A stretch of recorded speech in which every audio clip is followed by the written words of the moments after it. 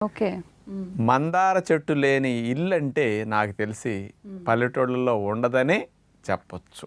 ఆ మందార ఆకులు, ఆ మందార పువ్వులు అందరి జుట్టు పాలిట ఒక వరం అని చెప్పొచ్చు. చాలామంది మందార పువ్వులు, మందార ఆకులు ఏదో రసాలు తీసి పెడుతుంటే ఏదో పిచ్చి జనాలు ఏది పెడితే అది పుస్తే వస్తాయి అనుకునేవాడిని నేను కూడా. కానీ ఏంటి ఇంతంతమంది మందార మందార మందార ఎవరి నోటిన్నా మందార అంటున్నారని దాన్ని అసలు సైంటిఫిక్ స్టడీస్ ఏమైనా ఉన్నాయా, ఎవరైనా చేశారా అని వెరిఫై చేసాం. ఓకే. 40 పరిశోధనా పత్రాల యొక్క సారాంశాన్ని అమెరికా దేశం వారు 2015 సంవత్సరంలో రట్గర్స్ యూనివర్సిటీ యుఎస్ఏ వారు వాళ్ళు ఇచ్చినవి.